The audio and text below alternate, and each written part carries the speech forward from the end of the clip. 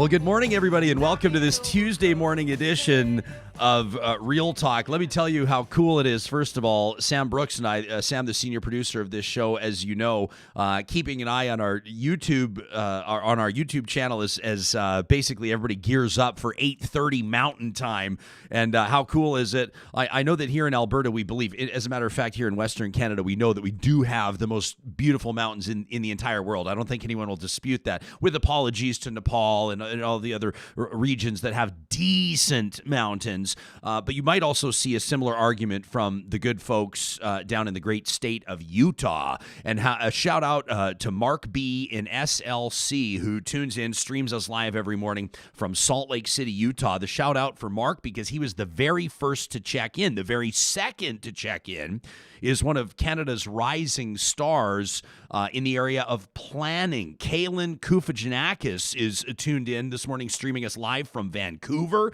How cool is that? And then we see all of our viewers and listeners like Jeff and Fatima and Chris and Bosno and Glenn and Blind Mel, and all of them just popping in. Cindy just popping in right now. Ida, Cam in a pizzeria. Judy's ready to go. Everybody just saying good morning. There is community coming together here on Real Talk every single morning right at 8:30 Mountain Time, and we're super excited about that. Today's show, intentionally out of the gates, or at least coming up around 8:40, is a reminder that real talk doesn't always mean getting the big-name politicians. It doesn't always mean getting the executive directors and the CEOs and the general managers. Sometimes people in positions of leadership, people with lived experience, people on the front lines aren't the ones in front of the cameras. They're not the ones who have their voices amplified. Well, coming up in about 10 minutes, we're going to check in with the principal of a rural school, who says he's all but fed up with the situation down there, says our staff, our students have been remarkable in the midst of COVID-19, but with things going sideways, he's had enough to the point where he's going to go on camera and he's going to let us know exactly what it looks like down in Delburn. Looking forward to that conversation coming up with Principal Ted Hutchings. We're also going to welcome Max Fawcett to the program today. We're going to talk about Canada's middle class. Melissa Caouette, a conservative strategist, will join us. She's undertaking what she's calling her pandemic passion project. She's tracing and mapping the evolution of conservative politics in the UK, the US, and Canada. We thought it might be a perfect time to check in with Melissa. That's going to be a great conversation. And have you heard? You know, we talk news, politics, and pop culture. This, I think, qualifies for 2 of the 3, just not politics. But the Wayne Gretzky rookie card rumored to be selling for over $1 million this week. If you've been following this story, we're going to check in with one of Canada's preeminent experts on sports memorabilia when Wayne Wagner joins us right near the end of the broadcast today. He's going to show us some of the most valuable cards in his collection and tell us exactly why that Gretzky rookie is worth 7 figures. You may have one in your possession. Some of you may be looking back to when you were 7 years old and you were putting that Wayne Gretzky rookie card in between the spokes of your bike to make it sound like a motorcycle, and now you're just, oh my gosh, you can barely live with yourself. Before we get the show started, we want to let you know we wouldn't be here without the support of the amazing team at Bitcoin Well. You know, I'm going to tell you something. I'm going to divulge something. This is a little personal, but I finally decided to take the plunge. That's right. We're going to get into the Bitcoin game a little bit. And I trust this team to help me, first of all, understand it.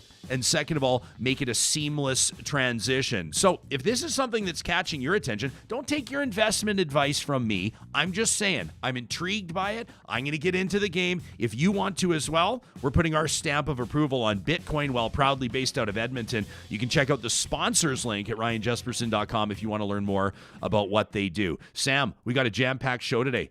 Let's get it rolling. Real Talk starts now. Here's Ryan Jesperson.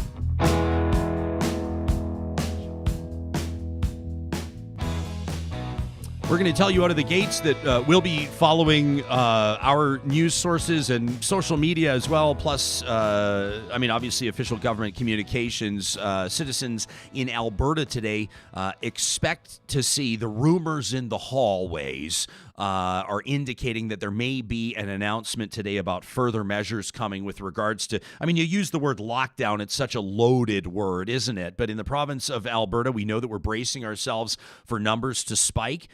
Medical professionals very concerned about hospital capacity and the health of our citizens, most especially those in long-term care centers. So that's a story we're keeping an eye on today. Expect new measures announced by the government of Alberta at some point, potentially today, certainly this week. That's coming up. This was Dr. Dina Hinshaw, Alberta's Chief Medical Officer of Health, just yesterday afternoon. However, the continued rise in new cases and hospitalizations underscores the seriousness of the situation we now face. I will be blunt. So far, we are not bending the curve back down. We are still witnessing very high transmission of the virus, which is putting enormous pressure on our hospitals, intensive care units, and healthcare workers.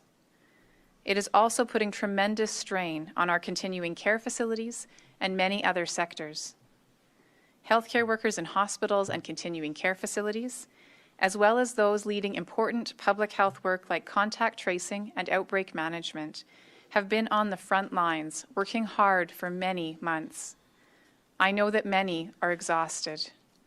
We must do all we can to protect them, especially during this period when COVID-19 is spreading rapidly and more patients are being admitted into hospital. My team and I are monitoring this situation very closely. We are now in the 9th month of this pandemic. I am more concerned than ever before about the spread of this virus. Every one of us needs to be a part of the response, and we need to come together to protect each other. So there you have it, says Dr. Dina Hinshaw yesterday. I am more concerned than ever about the spread of this virus. I am more concerned than ever. More than last February, more than last March, more than June, more than August, more than ever, more than last week when the numbers started to jump by approximately 1,700 to 1,800 new cases every single day. Now, 20,000 cases in the province of Alberta alone. We look at Manitoba. We look at other regions in Canada that are having their own struggles. And Alberta's Chief Medical Officer of Health, I am more concerned now than ever. Now, ultimately, it's not up to her. And we've talked about this. And Dr. Dina Hinshaw has potentially been, and boy, I can't wait when this is all said and done. I mean, period. I can't wait when this is all said and done. But one of the things I'm really looking forward to is Dr. Dina Hinshaw's book. You're going, has she announced she's writing a book? No, she hasn't. But if I'm a literary agent, I'm already on my 3rd email to Dr. Dina Hinshaw, who is just filing those emails away. She's not concerning herself with that right now. This is all speculative, obviously. Don't start tweeting this out. I mean, if you are going to, use the hashtag RealTalkRJ powered by Park Power. But don't. Hold off for now. When she says, I am more concerned now than ever, she's sending a message to the citizens of Alberta. She's also sending a message to government. Really, what she's doing, right, is putting government on the spot. She's putting government in the spotlight. She's saying, as the Chief Medical Officer of Health in the province with the highest numbers of COVID-19 by a mile, I am more concerned now than ever.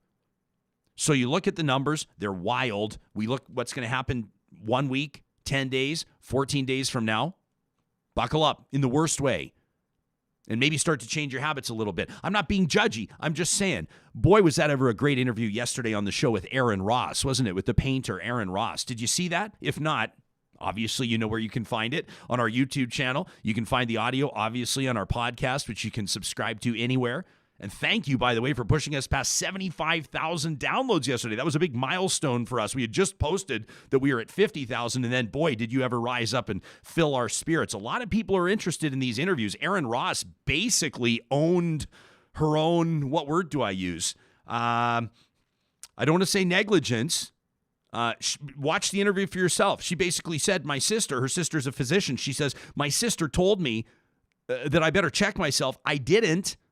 I contracted COVID. I underestimated it. It kicked my ass. And ultimately, my sister was right. I mean, that was kind of the summary of her interview with us.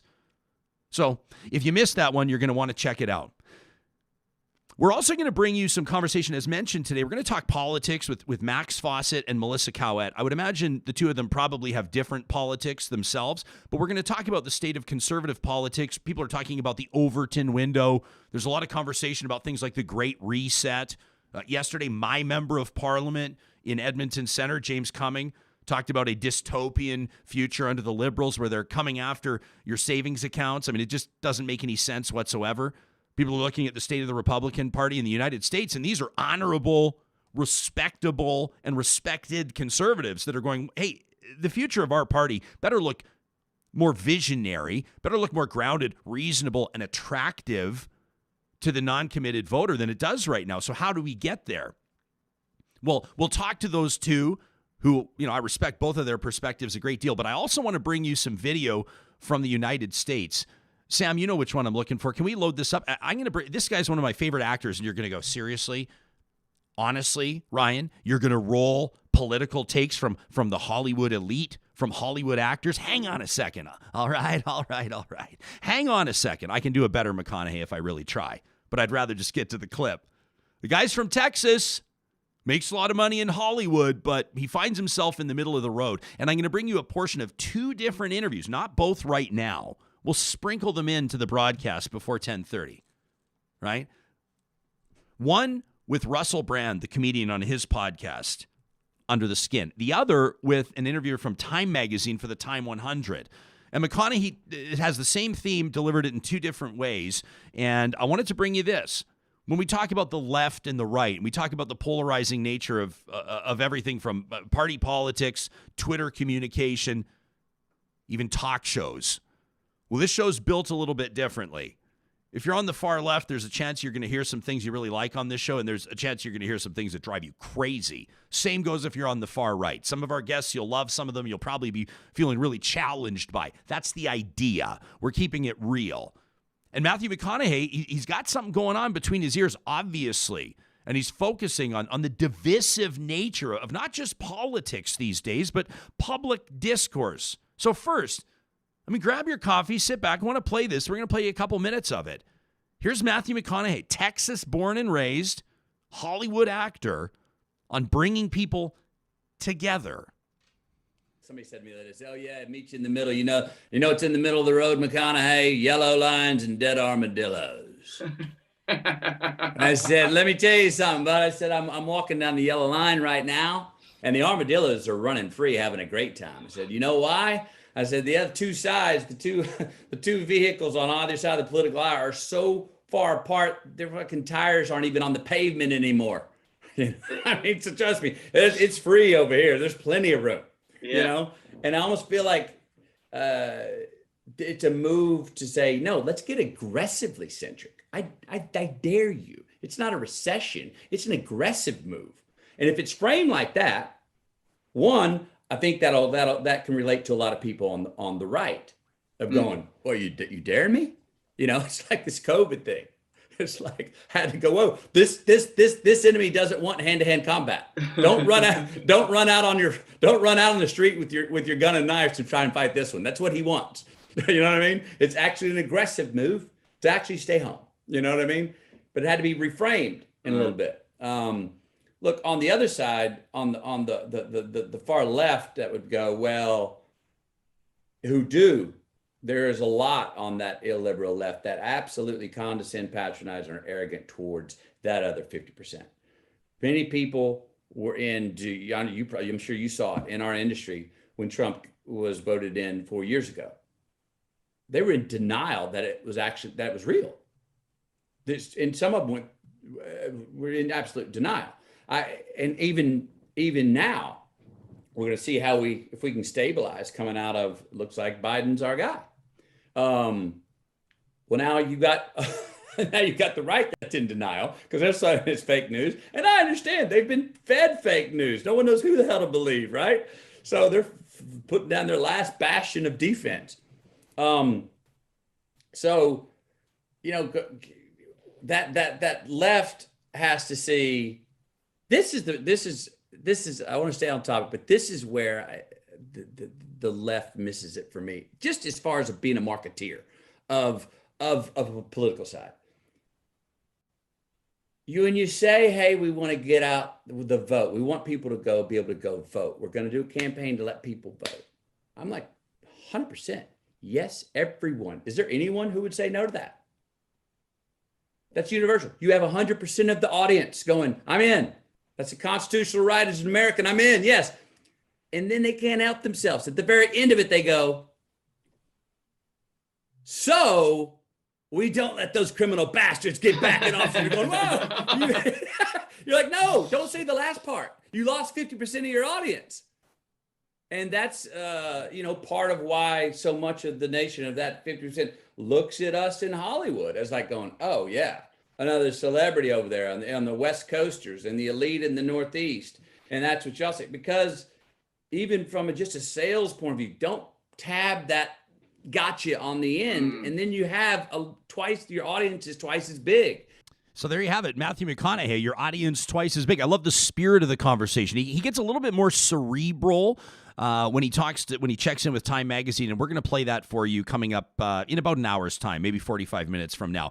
Before we get to our first guest, and I'm very much looking forward to this conversation with Principal Ted Hutchings, want to let you know how proud we are to be walking hand in hand on this journey right here with the team at Friesen Brothers. I mean, this is an Alberta institution when it comes to grocery, but the stores, if you've been into one, so much different than your standard grocery store, including the fact that they employ Red Seal chefs who make hot meals and ready-to-heat meals available year-round, but especially come holiday time, Christmas time.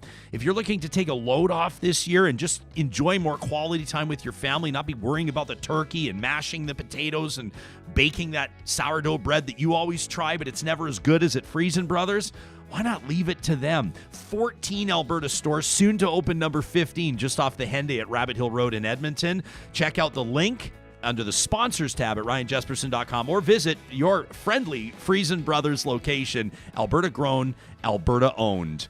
Let's get to our leadoff guest this morning. We receive a lot of emails here at Real Talk, and you can send us an email anytime by simply typing out talk@ryanjesperson.com. That's exactly what Ted Hutchings did. Ted is the principal at Delburn Centralized School. And Ted, we're thrilled that you've made time for us this morning. Welcome to Real Talk. Morning, Ryan. Thanks for having me on. You bet. Well, I'll tell you, you wrote a letter to us that I was I've never met you before. This is our first time talking, and I was envisioning you just typing with passion and fury because it sounds like, I don't want to say it sounds like you're about to crack, because it actually sounds like your team is doing an incredible job there at the Delburn School. But take us into how you're feeling and what prompted your email to the show.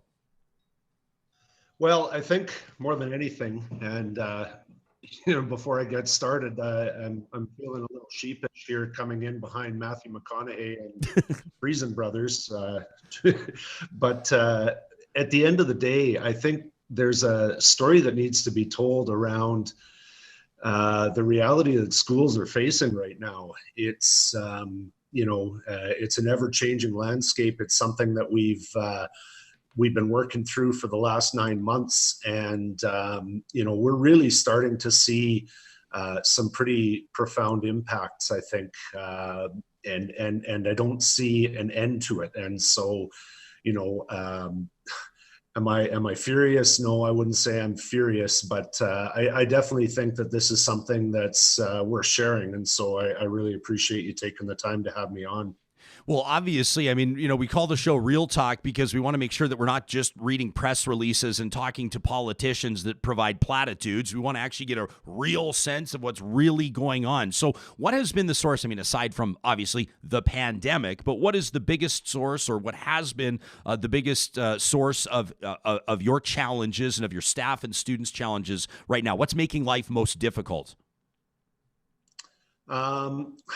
So there's a bunch of layers to that, Ryan. I think the bottom line is, for better or for worse, education is something that, we rely on planning, we rely on predictability, we rely on knowing what's coming. I think that's kind of a hallmark of running a good school, of running a good classroom. And we've had to deal with all kinds of curveballs. So you track back to March 13th. I remember pulling my staff together. It was a Friday afternoon.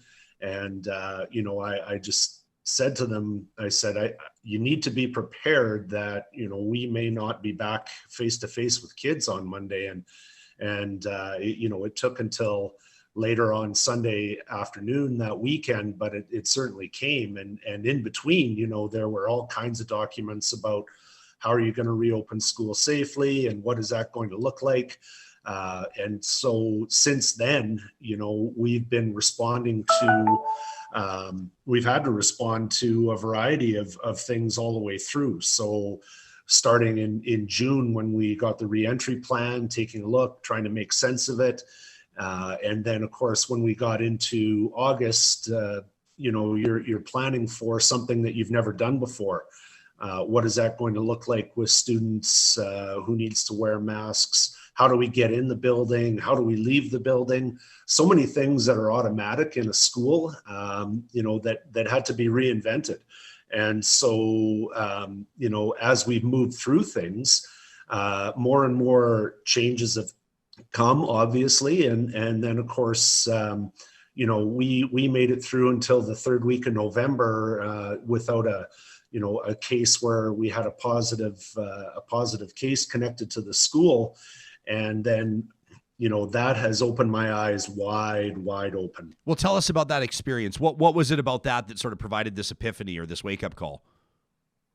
I guess the bottom line is, we were well versed, right, in terms of these are the steps you have to take before you come to school. So for staff and for students. And our families, our staff have been amazing, very responsible, very upfront, very cautious, making sure that, if there's any question about how you're feeling that day, that you take the steps that are recommended. And so, of course, when we got into our first situation, it became obvious to us that at some point we had thought that, AHS is going to be involved and they're going to take the reins, whether it's lead the investigation, do the contact tracing, whatever the case might be. And that really has not come to pass. It's something that school divisions around the province have picked up the slack on. And we do it because it's the safe and the right thing to do. It's a responsible thing to do. But man, it's really opened my eyes because the procedures that we have and our school division is amazing, incredibly supportive. We have lots of detailed routines and things that we have to go through, scripts that we're allowed to follow when we have to have those conversations.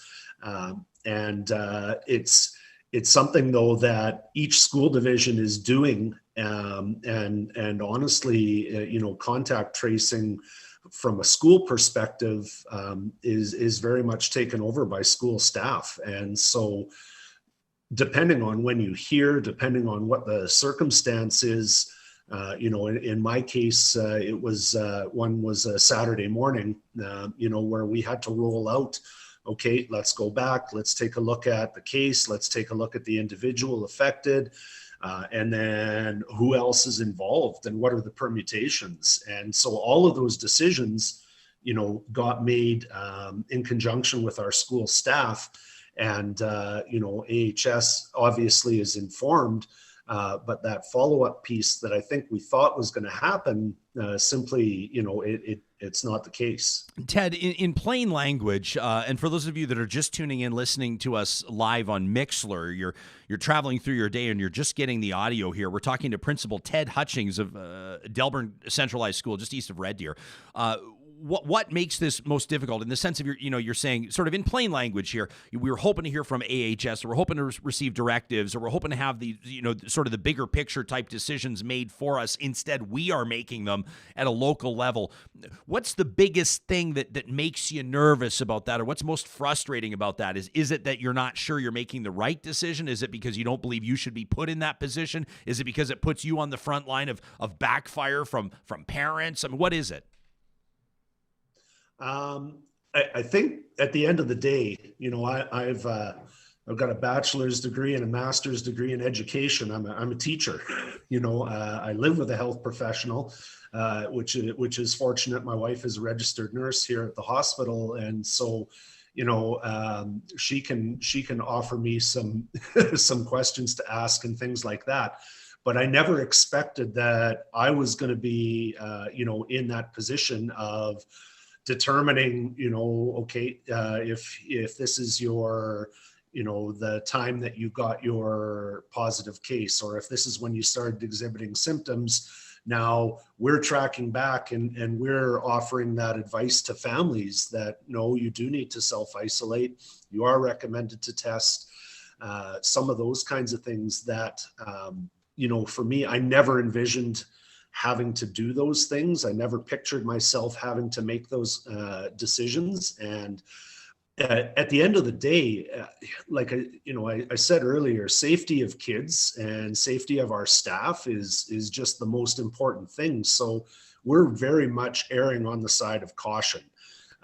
If you look at the whole concept of a close contact and how it's defined in schools, well, it's very, very broad. And so, I don't think that's a bad thing. I think we need to be very, very cautious and err on the side of caution. But at the same time, when you look at the swath that leaves, it's pretty significant. And so, the thing that really has come to light for me is you look at the lineups, and I've been in those lineups, in order to get tested because I'm doing what I'm supposed to do. So you look at how many families, how many kids, how many staff have been impacted. And I'm just thinking of my little school, as you said, Delburn's a rural community, half an hour out of Red Deer. And, we've been hit in the last 2 weeks quite hard. I cannot imagine the impact that this has on some of those bigger schools in the larger urban centers. It's, I've read articles and certainly had conversations with colleagues around the province. And when I think about the scope of it, when you take our situation and then you extend it out to over 1,000 schools now around the province, man, it's a significant impact. Well, Ted, and we're taking, we hear numbers, Dr. Dina Hinshaw saying that, they're experiencing, and off the top of my head, I hesitate to put this out because I'm running off the top of my head and there's so many numbers swirling around, but I remember I believe it was Edmonton schools. I believe that was the context. It may be Alberta schools. I think it's Edmonton schools. Outbreaks in 17% of the schools, which is just shy of 1 in 5. Right? And then you get, we were all in grade 10 once, grade 11 once, you sneak behind the 7-Eleven and then you make out with the person of interest from the other school, right? That you've always kind of wanted, you saw them at the soccer game 2 years ago and you've always been interested. And it's not personal testimony, but I'm just saying it doesn't take much for one school to all of a sudden impact another school. And then all of a sudden 17% becomes 35, becomes exponentially larger. And then all of a sudden you have outbreaks everywhere. And then families that are still going to gather through Christmas, and then the high school student not showing symptoms sees grandma gets it, and we all know how that story goes. So assuming that there is an announcement today or tomorrow or at some point this week where the provincial government will announce even stiffer crackdowns, what specifically would you hope to hear, or what have you been hoping to hear? What have you been demanding to hear, for example, from the education minister? What do you hope to hear from the premier? Hear your question there. My audio kicked out on me. No problem. Let me just ask it very quickly. What do you hope to hear from the premier if the province announces further crackdowns today or tomorrow? I hope that it's a common sense plan. I think we all know that kids being in school is the best scenario for learning, socially for kids. I think emotionally for kids.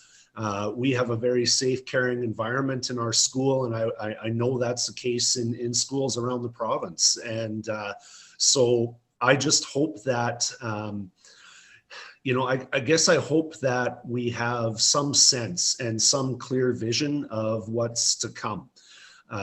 Dealing with the curveballs, having to respond, overnight to things, that's unfortunate. So I'm looking for direction. I would just like to be able to say, here's our end date. Here's what's going to happen. And then we'd be able to plan accordingly and make the best of it. Ted Hutchings is principal at Delburn Composite School, east of Red Deer, and a good friend of this talk show. We really appreciate you reaching out. Thank you for providing a voice here and some perspective for us from the front line when it comes to what Alberta's schools and what Alberta's educators are dealing with. I want to let you know, Ted, on our YouTube feed right now, you've got at least one parent of a student at your school, and they're giving you more than a passing grade, so you should walk proudly today with that. Oh, thanks so much, Ryan. I really appreciate it. One silver lining, I guess, of being stuck at home here for the past 10 days is I have had a chance to listen to your podcast, and I just love the perspectives that you bring. And I'm just really honored that you reached out and offered me a chance to speak. Thank you. Anytime, Ted. That's what we're here for, and we appreciate it. We'll talk to you again soon. If you want to follow up with Ted, you want to send him a note of encouragement, you want to ask him a question, you're curious about kids in their school and whatever your division is, you can find him on Twitter. Every morning on Twitter, I release the lineup of our guests, at least how it looks right around 8:15. Of course, that can always change through the day if news breaks or if stories develop.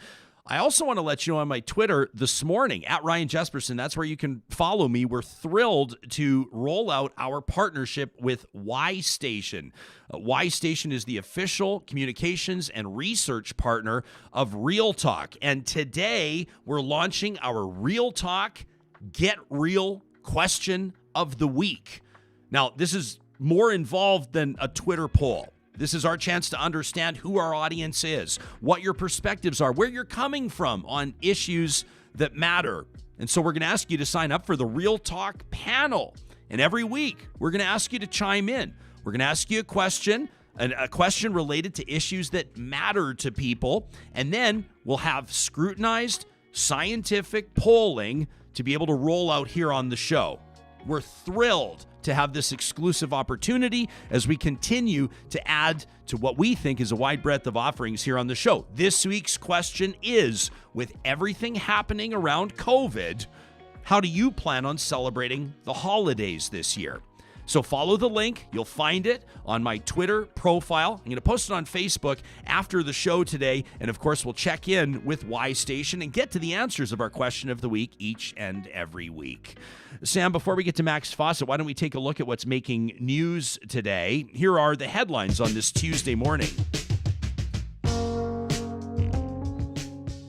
Well, we heard from the Prime Minister, Canada getting set to roll out about 250,000. This will be the first rollout of vaccines from Pfizer and the German company BioNTech.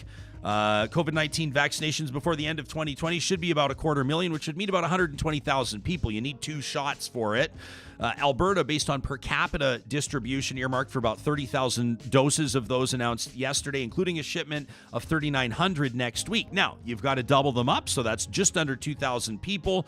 Alberta government officials telling reporters they've earmarked basically long-term care, home residents, and staffers there, as well as frontline professionals. Those will be first in line to get the vaccine. As we take a look at what Alberta's COVID numbers look like right now, as I mentioned to you earlier, topping 20,000.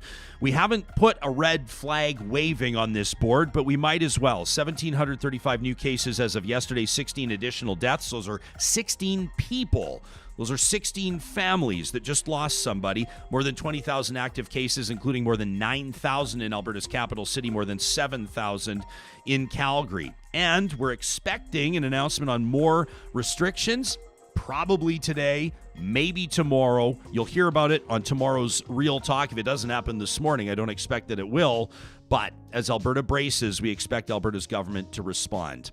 All right, our first guest here in the 9 o'clock block, we'll talk to Melissa Caouette of Canadian Strategy Group coming up around 9:30. You probably know Max Fawcett.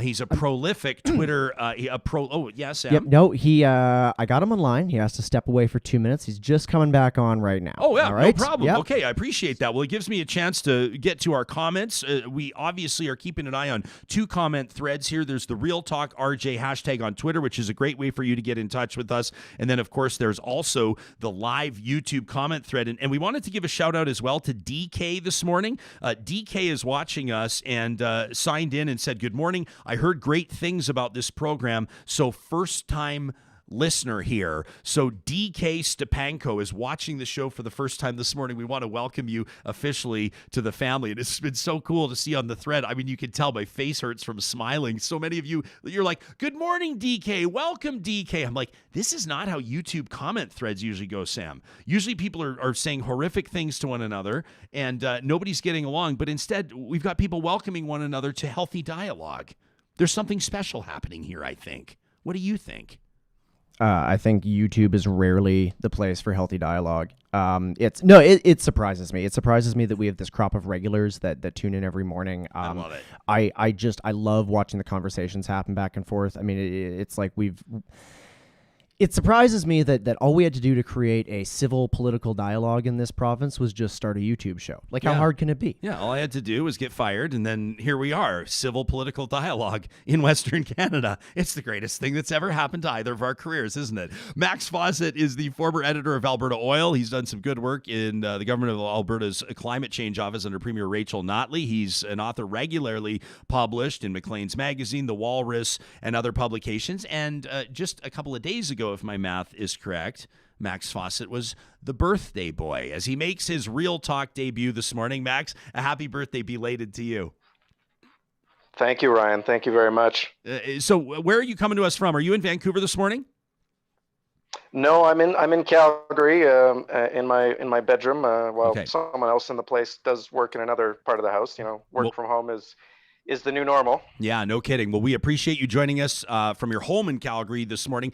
Max, we're going to be talking about a piece that you've just written in The Walrus about the middle class in just a moment, and it's fascinating stuff. But we're also today talking, obviously, about the federal government's COVID-19 response, including the announcement, I'm sure one that the Prime Minister was eager to make, about not just necessarily procuring or signing deals for vaccine delivery, but actually putting a timeline on it, actually telling Canadians how many vaccines will be available, where they'll be going, and when they'll be arriving. There's, of course, then the provincial responses to all of this, and the provinces have kind of been maybe a little bit on their heels, not knowing what was coming from the federal government. Now they've got to find a way to make it all happen.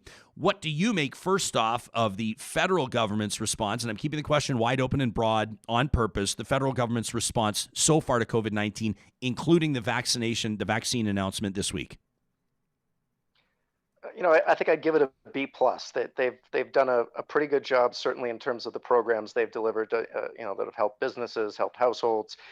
There have been certainly some gaps, but they have tried to fill them, I think, as quickly as possible. And we saw that with the vaccine rollout. I think they knew that the vaccines were coming by the end of the year, and certainly in great volumes in the new year.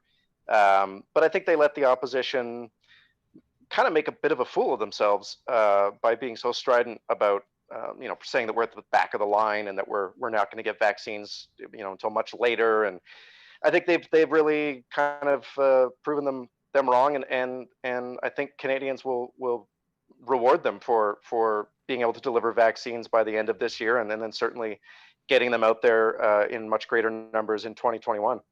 There's been a lot of conversation, the official opposition, and I guess to a certain degree you can't fault the opposition for opposing. It's inherent to their job description to hold government accountable, to present alternative ideas on perhaps how they would be governing. I think also, though, during a pandemic, Canadians expect politicians to work together in some form of bipartisan cooperation. I'm certainly not suggesting, because it's unrealistic and naive, that opposition members would simply toe the line with government and walk hand in hand singing Kumbaya. But with regards to some of the criticism we've seen from the opposition Conservatives, the opposition NDP, is there anything that you think has actually resonated with some form of validity? I mean, there's been some pot shots from, Derek Sloan and Pierre Poilievre and Aaron O'Toole, of course, the leader of the Conservatives. Have you seen anything that you say, you know what, that's actually a great, valid point?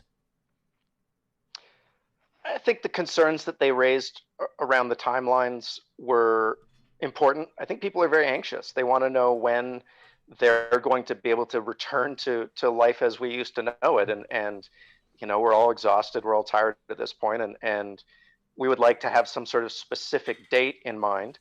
And I think the feds were a little sloppy with that. There was a tweet that Seamus O'Regan had a little while ago where he said, basically, the plan is you'll get a vaccine when we have it available. And it was very much sort of a trust us, we know attitude. And I think people don't have a lot of bandwidth for that right now. They would like to know, they'd like to be able to put a date on the calendar. And maybe that's not realistic, but I think the opposition did a good job of kind of forcing the government to be more specific and outlining when those vaccines would arrive. On the other hand, you have members of parliament and in the opposition, and not just members of parliament, the official finance critic, the official critic for innovation, basically spinning up conspiracy theories right now about the government's pandemic response and the fiscal stimulus that's coming down the road. And look, like you said, the job of the opposition is to oppose, and we need that now. I think not more than ever, but we need constructive opposition. We're spending all this money. We need our opposition members to come up with good ideas, be constructive, get the government to do the best that it can do. They're way far away from that right now with some of these conspiracy theories they're ginning up. And are you talking about are you talking about the Great Reset and all that jazz?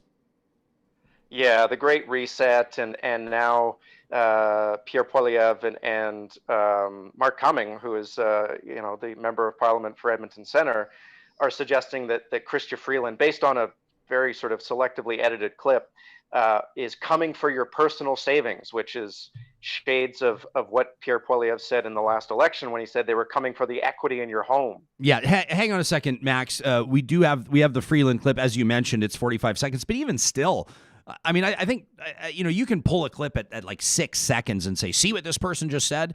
I just did it 10 minutes ago when I said, if you're a right-wing conservative, there will be things about this show that will infuriate you.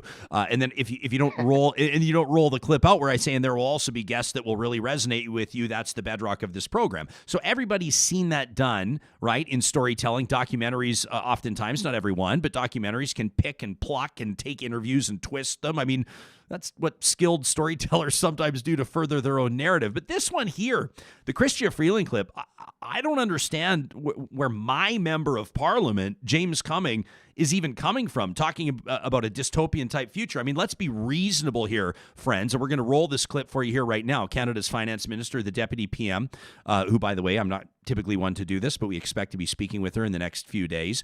Chrystia Freeland is talking about giving Canadians, I think, the confidence and the incentives to get off their wallets and invest in the economy, to spend money again, to help one another out.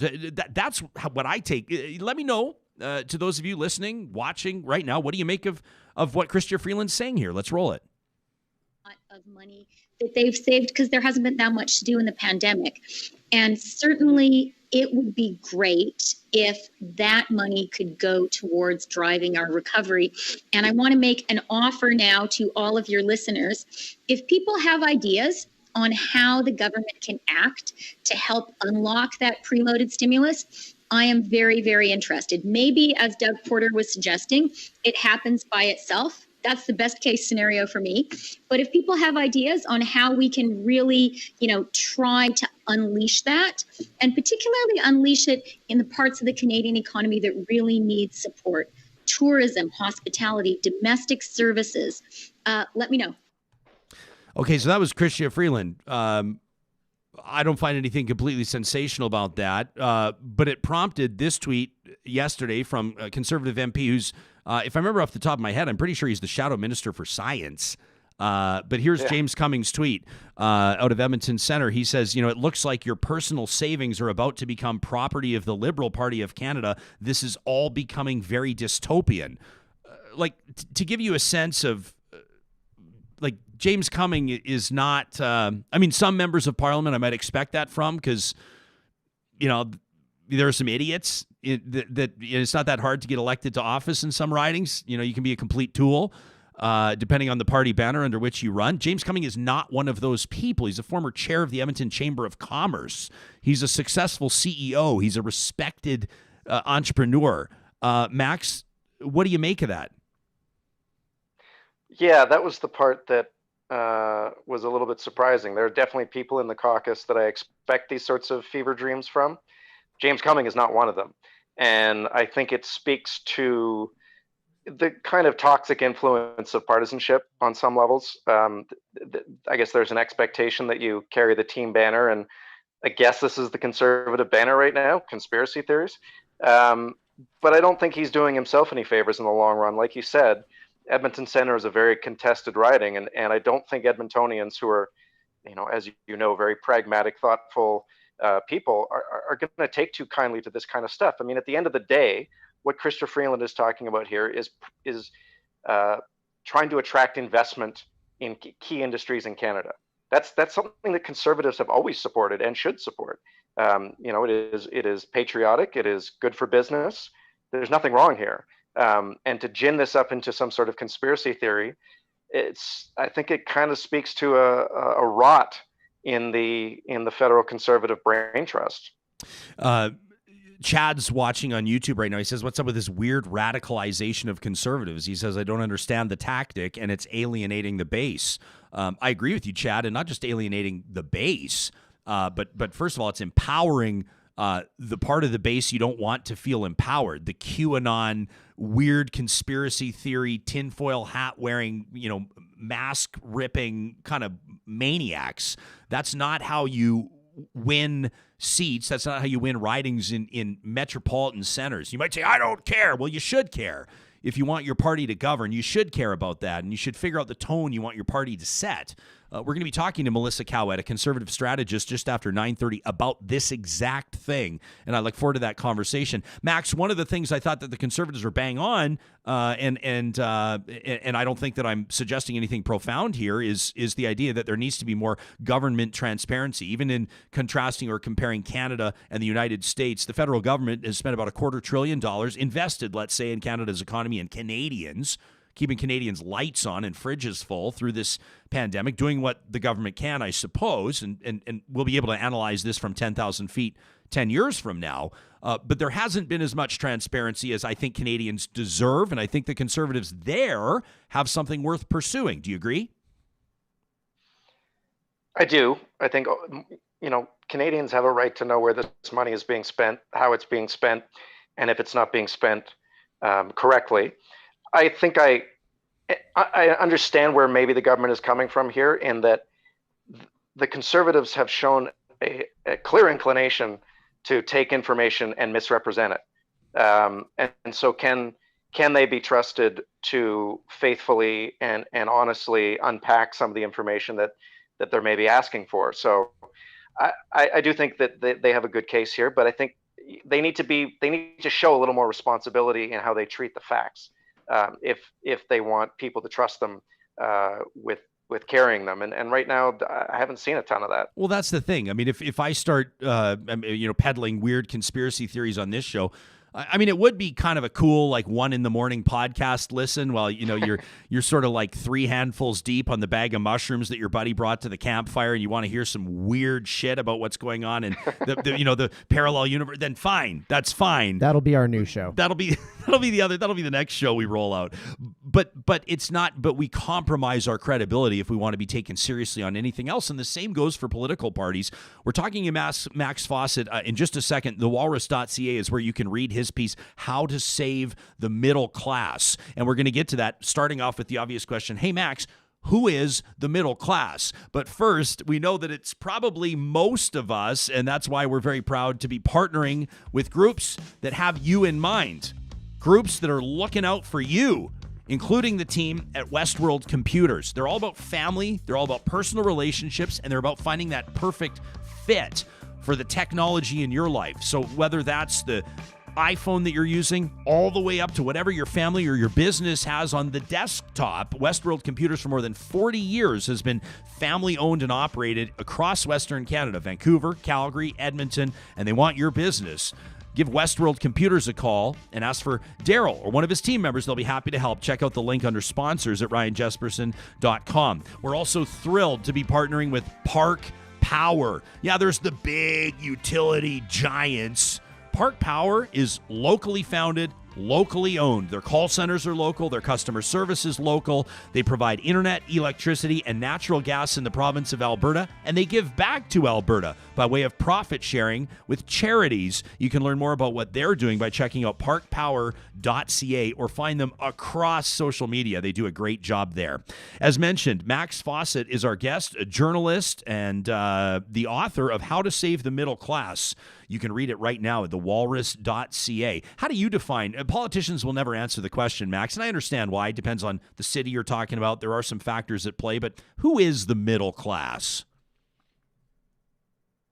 That really is kind of the $1 million question, and you can define it a number of different ways. You can do it by income. You can do it by wealth. You can do it by tastes. It's the borders on who is and who isn't middle class are pretty fuzzy. The way I define it is a little more holistically. I think of the middle class as people who feel like they have a good foothold on, in their lives. They can afford a home. They can afford some nice things, but they also still want more for their kids, and they have to work for it. These are not people who inherit their money.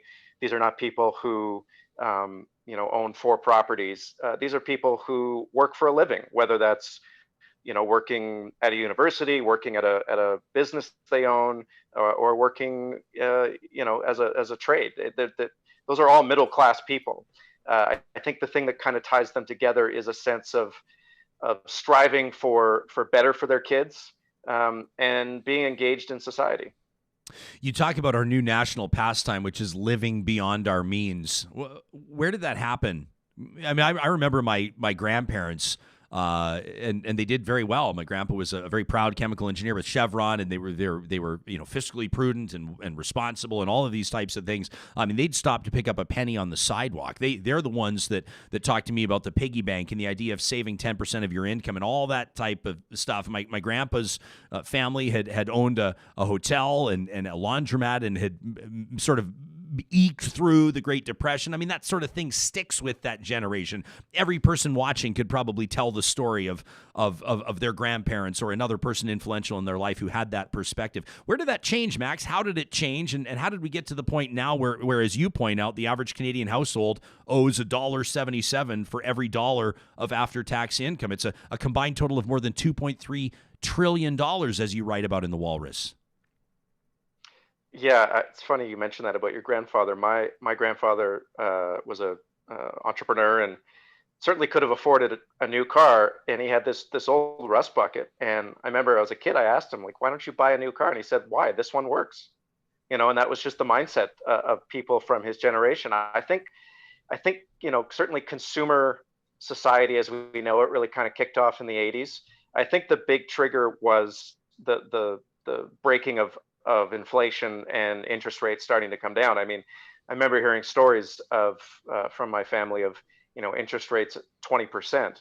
And you can't carry a lot of debt when interest rates are at 20%. But as we went into the late 80s, 90s, 2000s, those rates just kept going down and down and down. And so it became cheaper and cheaper to borrow. It became easier and easier to live beyond your means. And I think it kind of just snuck up on us where that became the new normal, that you just took debt was not a thing you avoided. Debt was a thing you almost embraced. And we're certainly at that spot now. I have lots of friends, I'm sure you do as well, who have, $500,000-$600,000 in mortgage debt, and it doesn't keep them up at night.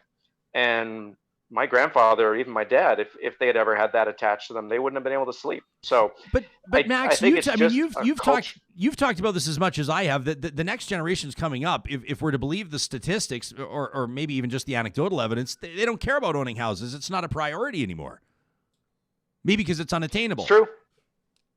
Well, I mean, that's part of it. Certainly in the bigger cities, you look at Toronto and Vancouver. They're you really can't get anything better than a shed for less than $600,000. But, I think the next generation might be able to break this fever because, like you said, and I think we've seen this in a lot of different ways, owning things is not as important to them. They don't care about owning cars. They don't care about owning homes. It's really a lot more about experiences and values for them. And maybe they can be the ones that get us off this trend that we're on, which, it's not helping a lot of people. Yes, you can borrow easily, you can borrow cheaply, but at some point that borrowing carves into other things that you can do. You have to keep working, can't take time off. Maybe you can't take vacations, you can't go out for dinners. Like there's a lot of house poverty in this country, and it looks good from the outside. It shines up on HGTV, but I don't think that is the way to build a prosperous middle class life, to keep borrowing from somebody else. I don't want to just assume. It's kind of against my inclination to now ask you the question, which I'm still going to ask you, because I'm curious to see how you'll answer it. I don't necessarily think that it's always the government's job to sort out the economic trajectory of a country or a society. I think that there needs to be a role for in some cases, and don't at me about budgets balancing themselves, but I think sometimes economies, dust has to settle and things have to figure themselves out. In other circumstances, I think private sector, investors, et cetera, business owners. I mean, we could have this conversation for 10 hours with 100 different people. But on the government front, on the policy front, Mona Fortier is the government's Minister of Middle Class Prosperity. To give an idea of how the official opposition Conservatives feel about it, their leader, Erin O'Toole, is the shadow minister for middle class prosperity. Are you seeing anything in government or opposition that leads you to believe that our elected officials at the federal level are A, keenly aware of the challenges Canadians face, B, aware of what it looks like, where we're going, and C, that anybody has the tools or the vision to sort it out? I think it's always difficult for elected officials to really understand what's going on in terms of middle class lives, because they don't lead middle class lives. They have these remarkably generous pensions that don't exist anymore really anywhere in the private sector. And you look at a thing like COVID, they're not negatively affected financially. They still get paid. It's hard for them to really feel that connection. I was very encouraged by Erin O'Toole's decision to take that on as his shadow portfolio. I think it's one of the smartest things he's done, and he's been very good about sort of speaking the language of the middle class. Conservatives can own that space. Certainly in Ontario, sort of blue collar communities there. There's lots of room for the Conservative Party to grow. And I think the more they engage on that issue with the Liberals, the more it pushes the Liberals to engage more constructively. People made fun of them for creating the Minister of Middle Class Prosperity. And quite frankly, I think they deserved every bit of mockery they got there. It's kind of a silly portfolio. But underneath it, there's some interesting stuff happening. The minister is looking at new data, new frameworks of understanding prosperity. They're doing this, in Scotland, in New Zealand, where they budget not just based on financial outcomes, but also social outcomes and health outcomes. I think we could be doing that here as well. I think that would help the middle class. But I don't think we're there yet in terms of having an election over it. I would love to see an election fought entirely over who is best for the middle class, not who is best for the energy sector, not who is best for the auto sector, but who is best for the middle class. And maybe Erin O'Toole's the guy to do it. They've tried it, Max. I mean, it's been tried on both sides, right? I mean, I can think of Justin Trudeau almost campaigning exclusively to the middle class. What I think the biggest detrimental factor there was that to Canadians, it wasn't apparent that he understood who the middle class was. And we touched on that out of the gates on the interview today. Elections seem to always be about the middle class, at least when it comes to the talking points. The question is, does it actually translate into anything beneficial for the people that are casting those ballots? Yeah, I think that's a fair point. You're right. I mean, politicians constantly talk around the middle class. I guess what I'm saying is it would be nice for them to get into a conversation of substance about what policies can we implement beyond just tax cuts and more social spending that would fundamentally change and improve the trajectory of the middle class right now. We'll wrap with this, Max. As always, every time I talk to you, we leave 55 questions on the table. Just means we'll have to bring you back. But I want to quote from your Walrus piece here. COVID-19 is the most recent shock. It may prove to be the most devastating. Right now, thanks to the more than $125 billion the federal government has provided in direct payments to individuals and in wage subsidies to businesses, many households are treading water. But the waters won't stay calm forever. Financial experts are concerned that when spending winds down and the bill for those mortgage deferrals comes due, the pandemic's full financial impact will be felt. Many predict a huge wave of insolvencies and bankruptcies. Realistic, ominous. What should people take from that? And what should people take away from this conversation we're having here? I think, there's a lot of, it's good that the stock market is up. People, things haven't been as bad as we worried they would be in the spring. But I think the bad could still be in front of us. Ironically, we could get the vaccines out. The health situation could improve and the economic situation could deteriorate. And so I think people just need to be mindful of the fact that we're not done with this, and that we need to be a little more resilient in the way we build our lives. We can't use debt to build out the kind of existence we want to have. We maybe need to re-examine what it means to be middle class and what it means in the context of our lives, what really matters to us. And I think COVID's been good for that. It's forced us to look at our relationships, to see what really is important in our lives. And I think we should continue that process going forward and push out the things that aren't, because we don't have space for them.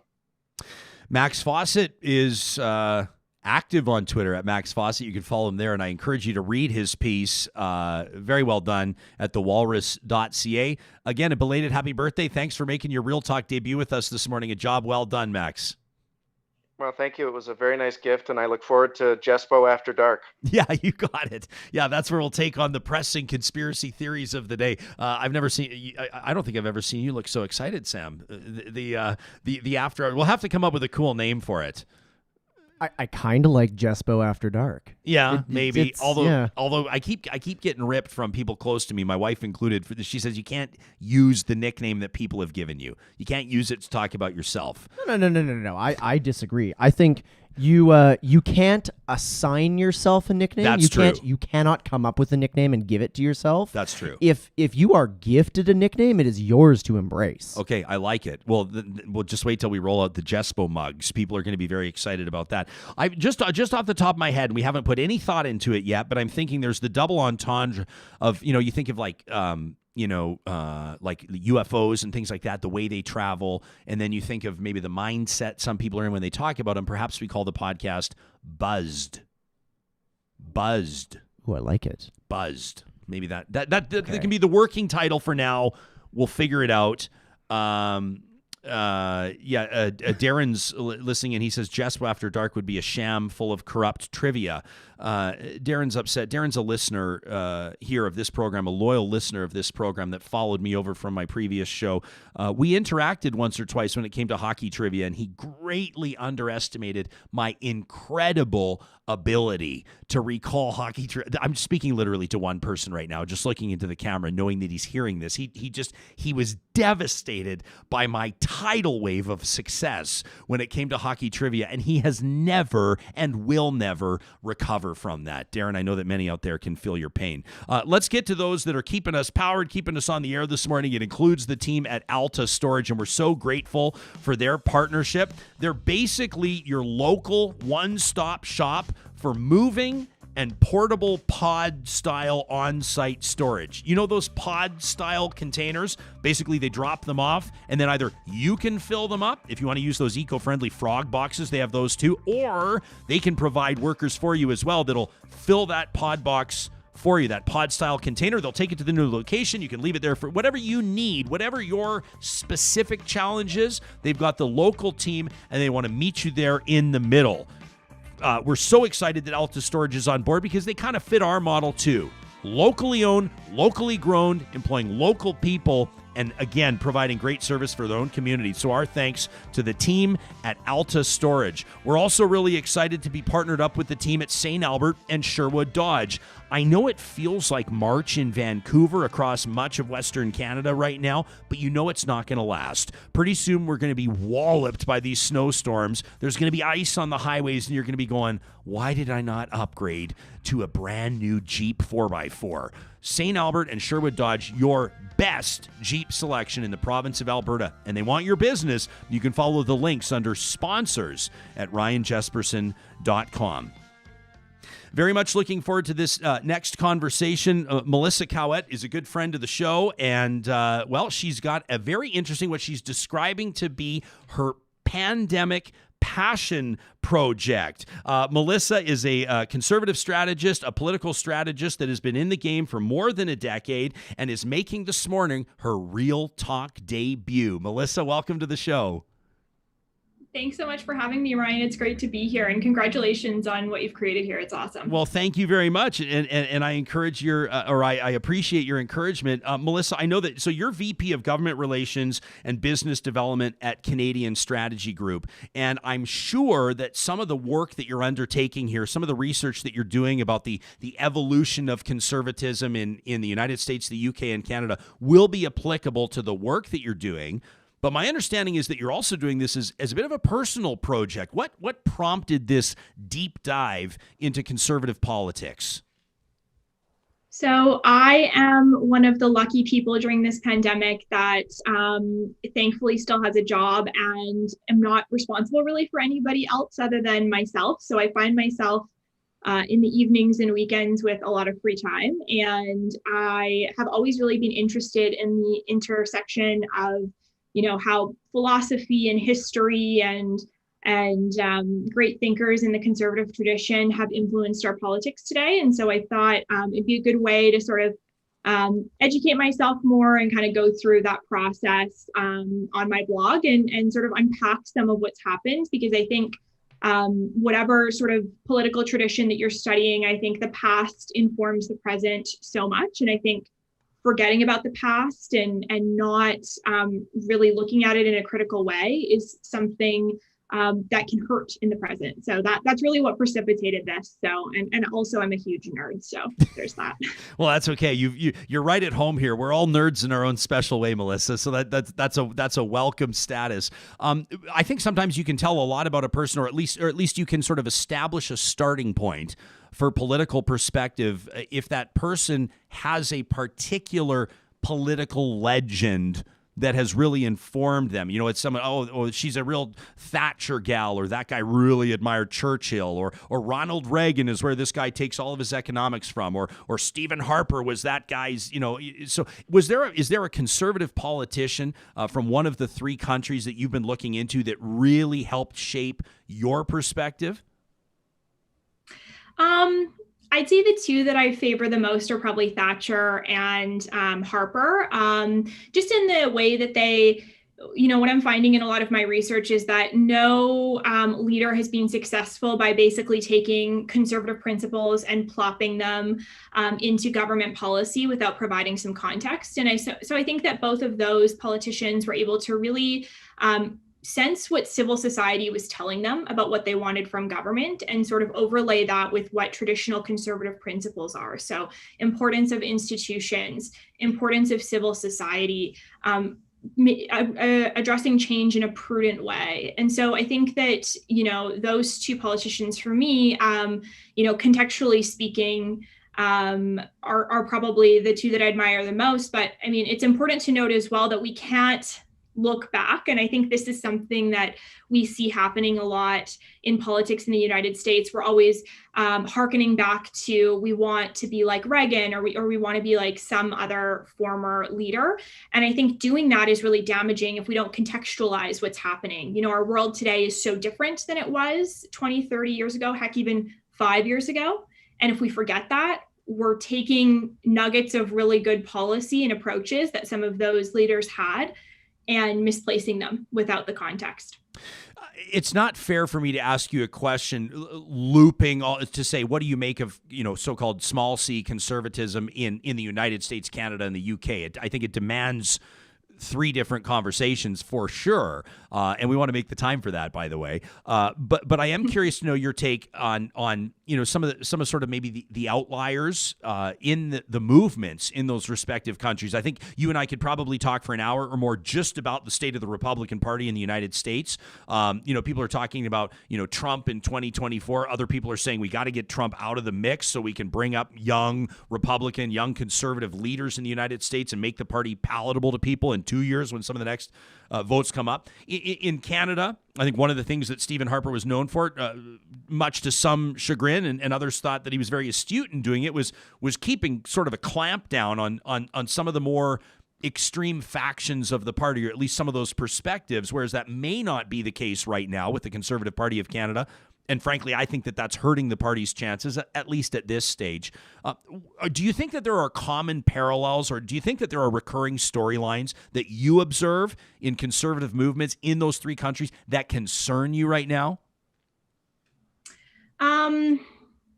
So I'll sort of answer that question in a roundabout way. So I think that the core tenets of conservatism that we see in these three countries, and just sort of generally speaking in Western liberal democracies, is, like I said, that commitment to civil society, placing emphasis on the value of institutions, measured change, prudent policymaking, and of course the value of individualism as well. And where I think that today, where we have some issues with conservatism, is that we haven't adapted what that means. And so the timing and the context and keeping current, I think, is really important. So for example, civil society in 1950 was something fundamentally different than it is today. Even if we just look at it from the perspective of religion, not as many people go to church today or attend religious gatherings today. Not as many people find their community in those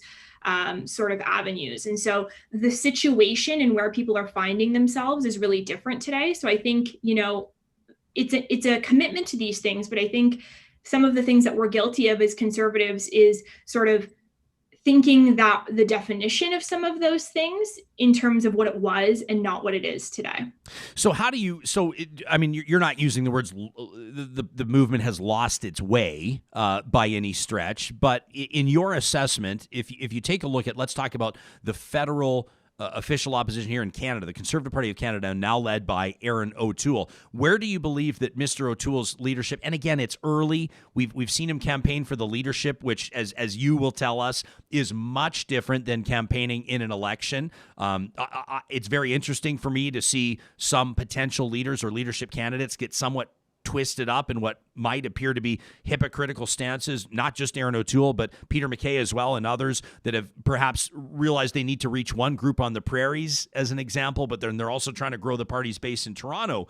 And those are very different messages, right? So we've not seen Erin O'Toole campaign in an election mode, and I'm very curious to see what that will look like. But based on the early observations you've been able to make, where do you believe he's bang on? And where do you believe maybe he's got some work to do?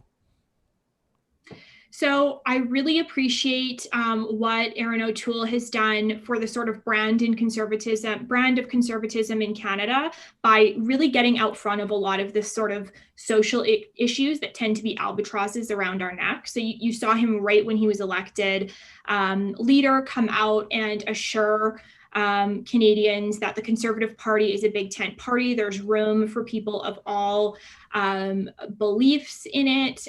We are not going to legislate on contentious social issues. In fact, if you have opinions that are perhaps different than some of the far right or far more centrist views, that's okay. We'll accommodate all of those things. And so I think that is one of the most important things that he could have done for the movement, because a lot of what has really plagued us and plagued leaders of the past is not addressing some of those things in the same way. And so that is something that I've really appreciated. And I think that will go a really long way in the next general election and in being able to say, look, this is not something that we're going to move forward on.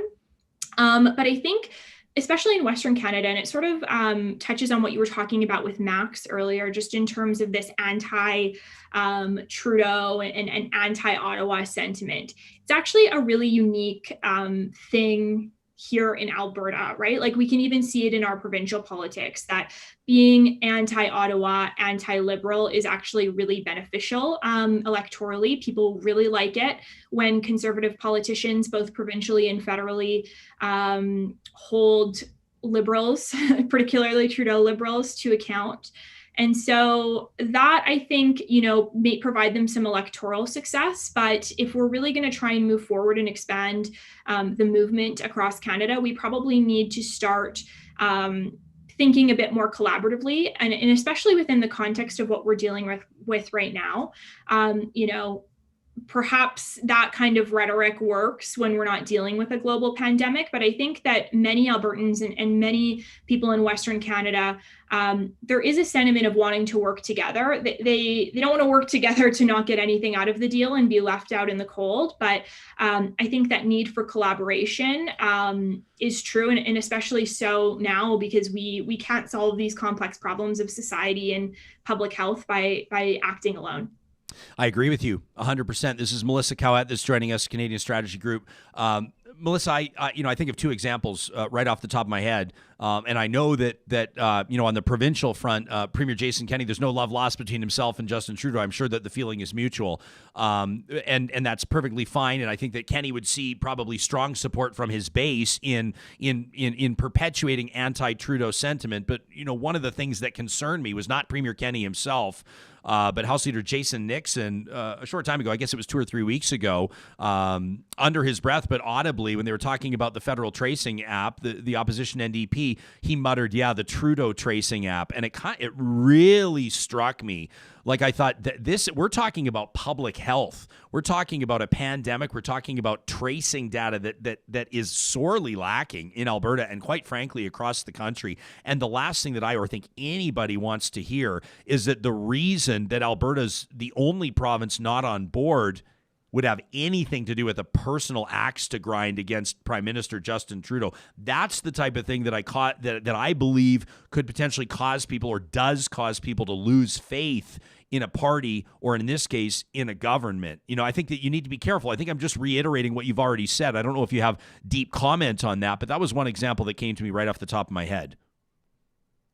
I think it's an interesting point to bring up, just in the sense of, this begs the question that I'll sort of be unpacking as well, as what is conservatism in Alberta? And I think that we as Albertans think that we are really conservative and really blue, and that we have a long history of that, and self-identify as that. But actually, when you unpack a lot of the history of where we've been, there's a lot of things that have been done that are not necessarily perfectly aligned with what philosophy and economics would consider conservative. You look back to even Ralph Klein. People consider Ralph Klein, and I think many people within this government would agree as well, that is sort of the father of conservatism in Alberta. Ralph Klein was largely beloved, and he wasn't actually that conservative. He gets sort of flack from how he made cuts in the early 90s. But again, context is everything. This was a very different time. Interest rates were much different. The way that governments handled debt were much different. But on a lot of other issues as well, he wasn't overly conservative. Same with Peter Lougheed. Peter Lougheed had a famous saying that he'd use, free enterprise that cares. And so I think where we get mixed up a bit in Alberta is that we define our brand of conservatism not largely rooted in sort of first principles, but in sort of opposition to Trudeau, or opposition to Ottawa, and we have a long history of struggling with our place in Confederation, and a lot of that is warranted. But I think now that we're in this situation, I think it really necessitates a sort of reflection on, okay, first of all, as conservatives or Albertans, what does that really even mean to be conservative?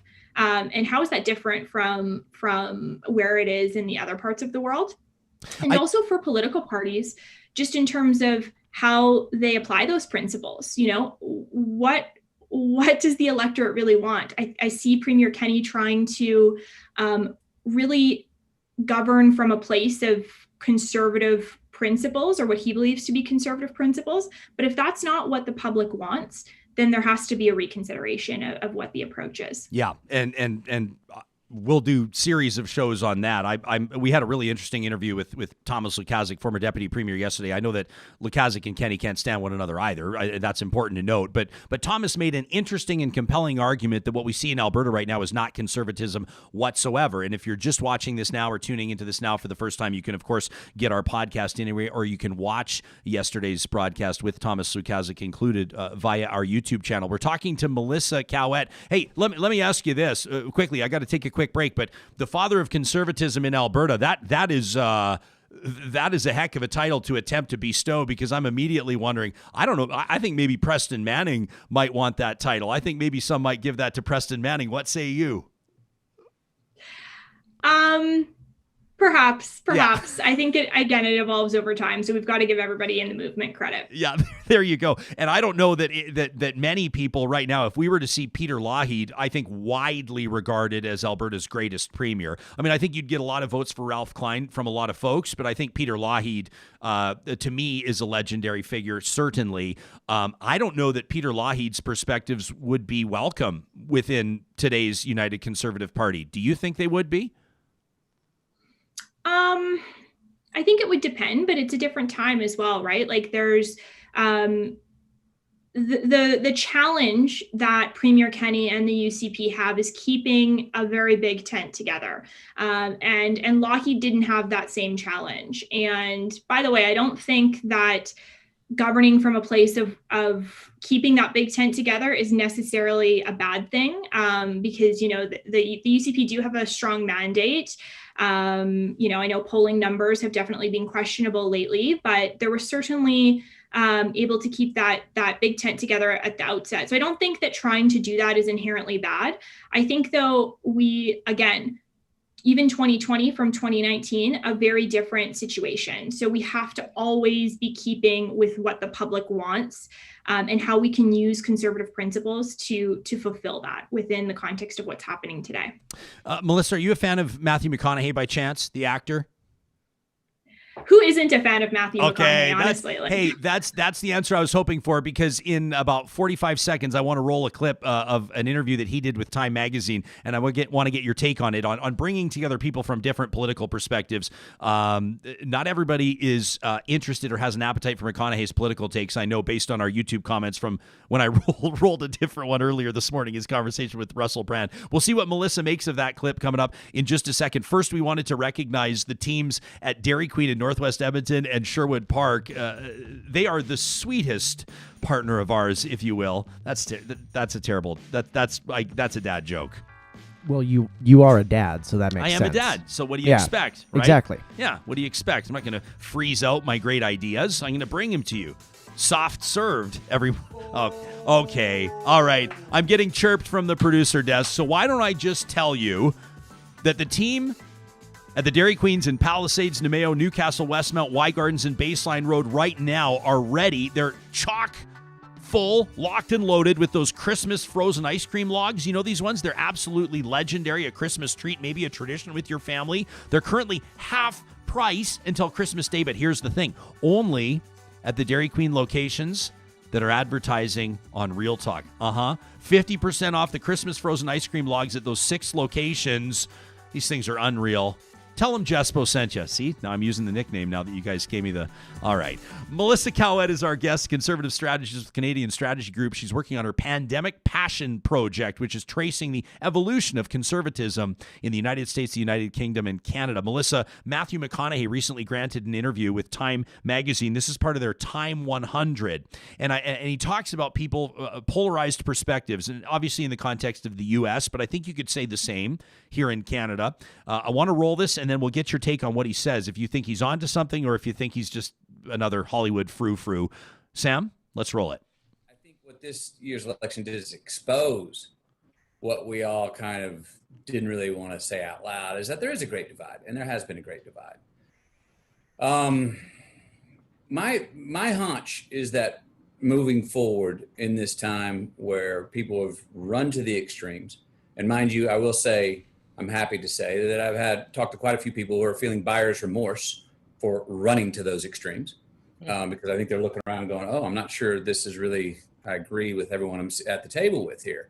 My hunch is that there's a common denominator of values that we can all agree on, that are bipartisan, non-denominational, that we can say, oh yeah, I agree on that. Yep, I understand that that we should all be responsible for ourselves, and that will give us freedom tomorrow, that we should be responsible also and have some empathy for others. Yep, accountability, that's a good one. I can agree with that. Yep, if I agree to say I'll do what I say I'll tell you I'll do, and I can expect you to agree on the same thing, we can start to bind some social contracts again. We're in a great time of distrust. We don't know who to believe. Our social contracts are broken with each other. We don't have expectations of each other, and that leads to us not having expectations of ourselves. Well, that becomes sort of a recipe for some sort of, chaos or anarchy in a lonely place.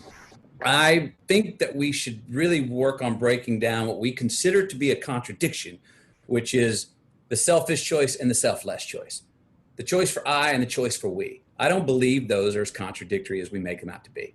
There is a choice, I believe, that you can make that is also best for the most amount of people. There is a choice that I can make that may be the best choice for the most amount of people. We look at responsibility. No, that it takes away my freedom. No, responsibility can actually give us freedom. It makes it about more than makes our freedom be more than about entertainment. And it leads to a bit of an ascension in life, a bit of an evolution for us as individuals and as a culture, as people, species. I think values is the place that people can say, hey, here's my solid stepping stone, that I'll step forward and say, I agree with you, where we can have a conversation. I agree with you, where we can have a conversation. Now, I mean, more than anything, I think, Melissa, I just wanted to get to the part where he says, I do such a bad Matthew McConaughey, but it leads to a kind of ascension. Like it was just, but is Matthew McConaughey onto something here and bringing people together? It's better than both of our Bob Dylan. It's better than we found out on Twitter yesterday. I didn't think our Dylan was that bad. But Melissa, so is this just like nonsense from Matthew McConaughey, or is he onto something and finding common ground, common values, and can we actually, as a population, meet in the middle and have productive conversations, or is this just naive? I don't think it's naive at all. And just before we get into this, thank you for not making me do a Matthew McConaughey impression. I would love to hear it. I did not prepare for that question. I think that, going back to what he said, he talks a lot about social contract and the I and the we not being as far apart as we think. This was one of kind of, if we have a lot of sort of conservative free market thinkers, this was a lot of what Adam Smith talked about as well. And that, one of the great, I won't quote him directly, but one of the greatest social goods that we have is all of our sort of desire to be liked and be respected by the people that are around us. And so while we have individual choice, and while we should have individual choice and individual autonomy, what binds us within communities and within civil society is thinking about more than just ourselves. And so I think that really is a key conservative principle. And what we've seen is a sort of perversion by that. You see some of this in the United States, certainly, but the sort of taking I is the only thing that matters. And so you see this in the sort of deterioration of some things going on in civil society, of people caring about communities, people caring about other people. And I think that has a lot to do with the leadership that we've seen. We see rhetoric coming from the top, from President Trump, that really makes people think that that's okay. And really, it's an ill-advised way to live, because if we want to live peacefully, if we want all of our society to prosper, if we consider that, it's not a zero-sum game. If I do well, you can also do well. That's really what creates economic growth. And that's really, to his point, what makes us all able to be free and make those choices. So I think he's absolutely onto something. And I think that if political parties and politicians generally start to listen to some of these people who maybe aren't typically involved in politics, they're just sort of, Matthew McConaughey is not a normal person, but I think probably a lot of normal people would agree with that. I think we'll see much more positivity and engagement with our politics. Like, that's really what this is all about, is making politics an exercise that people don't feel intimidated to engage with. And so I think he's absolutely onto something, and we should all listen to Matthew McConaughey more, is I think the moral of the story. I think we can all agree on something, whether you're far left or far right or anywhere in between. We could all use a little more Matthew McConaughey. Melissa Caouette does a great job. First of all, by the way, we should let Real Talk viewers and listeners know this is also kind of a soft introduction to you as one of our down the road political panelists, and I'm very much looking forward to being able to host roundtable conversations here in the Real Talk studio. Once we're through this pandemic, we'll very much look forward to your perspective. There you have it. This is where we shall gather in person. We have the space for it. Just, a little too much COVID out there. We right have now. the space. It's just the pandemic standing in the way. But Melissa Caouette will certainly look forward to future appearances here on the show. Melissa, with Canadian Strategy Group, a longtime conservative strategist, expert in government relations and business development there at CSG. Thanks for making time for us this morning, and best of luck with your pandemic passion project. Thanks, Ryan, and thanks for having me. It's been fantastic. You got it. That's Melissa Caouette. Give her a follow on Twitter. You'll find her on Instagram as well, and there she provides the link to her blog. We're going to get to the headlines, and then I want to get to a couple of emails. Some of you chiming in to talk@ryanjesperson.com with some great points, and I want to get to this. I don't want to put big questions out in front of us and then just leave you hanging. Your perspective matters very much to us. By the way, also wanted to let you know that we've officially launched our first ever Get Real question of the week, powered by the team at Y Station. You can find it. You can sign up to be on our Real Talk panel. There's no real obligation here. It's just a way for you to tell us a bit more about yourself and let us know how you feel about issues that really matter, issues that are important to you. This week's question, with everything happening around COVID, how do you plan on celebrating the holidays this year? Just follow the link on my Twitter profile at Ryan Jesperson.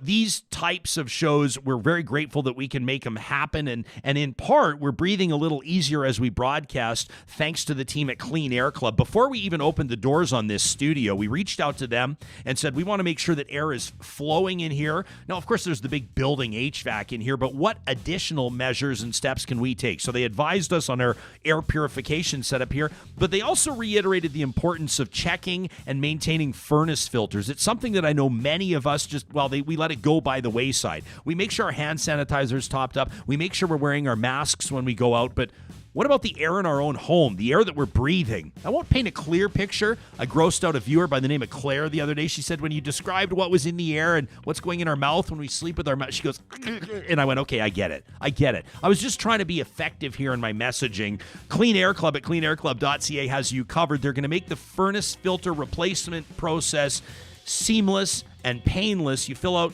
the information, they drop them off at your door. They keep you on track. They make sure your family breathes easier. Check out cleanairclub.ca. We're going to be talking about that $1 million Wayne Gretzky rookie card with Wayne Wagner in just a moment, but we wanted to get to the stories that are making news this morning. Sam, let's take a look at Alberta's COVID-19 numbers. Here, this per the update yesterday from Chief Medical Officer of Health, Dr. Dina Hinshaw. 1,700 new cases in the province on Monday. 16 more people died due to COVID.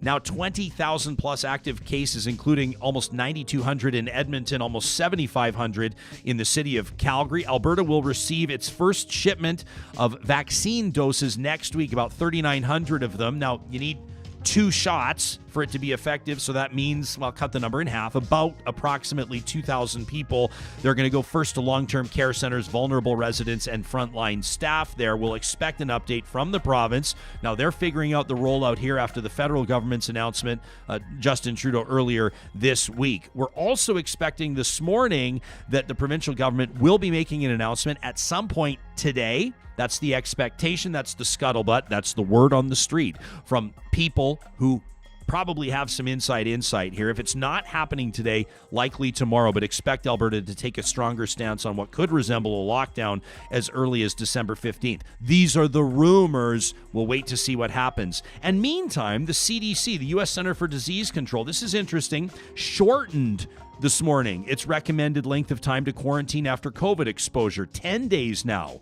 If you're not displaying symptoms, but you've come into contact with somebody that has tested positive, 7 days now, the recommended quarantine without symptoms and a negative test. But here's the thing. The CDC says this will make quarantining easier to follow. Of course, this leading into the holiday season. But the CDC still maintains the safest option is still 14 days.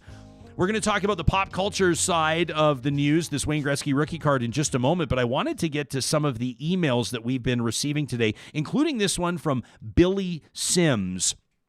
You know, you can email us anytime by simply reaching out to talk@ryanjesperson.com. Billy says, I'm a longtime listener. I've been here both weeks. He says, but this is my first email. He says, I wanted to talk about the Matthew McConaughey speech that you've been putting in front of us. I appreciate the sentiment he's conveying. Billy says, I understand the polarization in American politics, but it lacks nuance. Says McConaughey is equating the far right and the far left as the same in their radicalism. He says they may be equally as far away from their center, but American centrists would be considered right-wing in Canada. He says, my main point is that McConaughey poses a false dichotomy. The far left in the U.S. would be a mainstream party in most first world nations.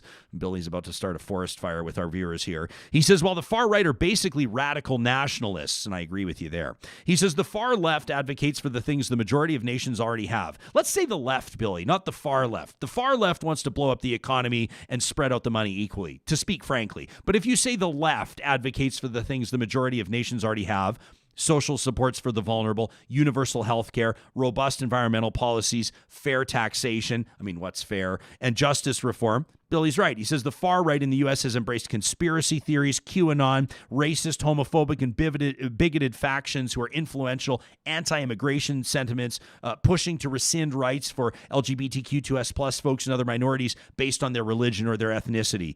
He says although radical left groups do exist in the U.S., they're not mainstream like radical right groups are. Billy says people may say, well, what about Antifa? He says, let's be honest, Antifa is not a group. There's no organization nor membership. People simply identify as anti-fascist. Billy wonders, shouldn't we all strive to be anti-fascist? Anyway, he says, that's my rant. I don't have Twitter. I deleted it a long time ago, but I may get it back just to comment on the hashtag RealTalkRJ. Billy Sims, if you're back on Twitter, we'd love to hear from you. Of course, that's how anybody can get in touch with the show. That's the hashtag that we keep an eye on. Let's get to this. A very cool story. If you have a Wayne Gretzky rookie card in your possession, you're going to want to pay attention to this next story. Wayne Gretzky, as the Toronto Star writes, about to set another record. That's right. This week, a mint condition 1979 O-Pee-Chee Gretzky rookie card expected to become hockey's first $1 million US collectible card if everything goes as the team at Heritage Auctions thinks it will. Wayne Wagner owns and operates Wayne's Sports Cards and Collectibles. Wayne, thanks for making time for us this morning and welcome to Real Talk.